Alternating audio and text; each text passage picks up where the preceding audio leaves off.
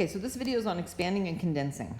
You started to see this yesterday, right? You got sort of the basics of it yesterday. And then today, the goal is to sort of expand on it a little, make the problems just slightly more difficult. All right, so let's start with this example number 1, okay? Directions say to expand. So the first thing I'm noticing is that there are two different bases that are being multiplied. So let me expand that part first. So I've got natural log of z plus the natural log of z minus 1 squared. Okay, so now the only thing I have left to do to expand this even further is to move this 2 out in front of this singular natural log. So we end up with z minus 1.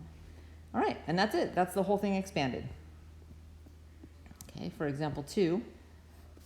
Okay, so the first thing I'm thinking is because this square root is over the whole thing, let me rewrite this as x squared to the 1/2 over y to the 3rd also to the 1/2. Okay, now I'm looking at just sort of the top right here, and I'm noticing that this is actually simplifiable. So let me simplify that before I even expand. Sorry about that. That should be right there. Okay, so I simplified the top. It just became x. I simplified the bottom. It became 3/2. Okay, so now that I've simplified the argument, let me start expanding. So because the argument is held together with division, this is going to be held together with subtraction and 2 separate natural logs. And then this 3/2 will go out in front because, again, we are expanding, and that is one of the rules of expansion.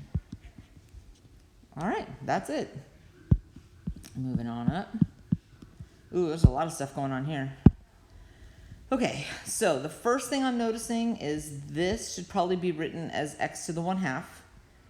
Okay, so let me just start expanding right now. All right, I have 2 things being multiplied and 1 thing being divided, which means I'm going to have a log plus another log minus the 3rd log. Okay, so let's start. This may take me 2 steps. So this will be log base b of x to the 1/2, log base b of y to the 4th, and log base b of z to the 4th. All right, and again, this one's being subtracted because it's being divided. All right, and then the last thing I have to do is to move every one of those exponents out in front. Okay, so my final answer here is going to be 1/2 log base b of x plus 4 log base b of y minus 4 log base b of z. Okay, oh, and now we are condensing. Okay, so that's a lot to condense. Okay, so we're going to take this piece by piece. Okay, maybe not do it all at once. Let's deal with this part first, inside. All right, so just condensing the stuff inside. I've got the natural log of z times z plus 5. And over here, I'm going to put this 2 as an exponent. Natural log of z minus 5 squared. Okay, so now I'm going to multiply this stuff together. Okay, I'm going to make this the natural log of z squared plus 5z, still in its own brackets with a 4 out in front, minus the natural log of z minus 5 squared. And then I'm going to take that 4 and I'm going to put it back as an exponent. So the natural log of z squared plus 5z to the 4th minus the natural log of z minus 5 squared. All right, and this might be my last example. Here we go. Okay, so all 3 of these, right? All 3 of these are inside. This is interesting. Okay. All the things that are subtracted are going to end up in the denominator. Okay, so check this out. I'm going to have 2 times.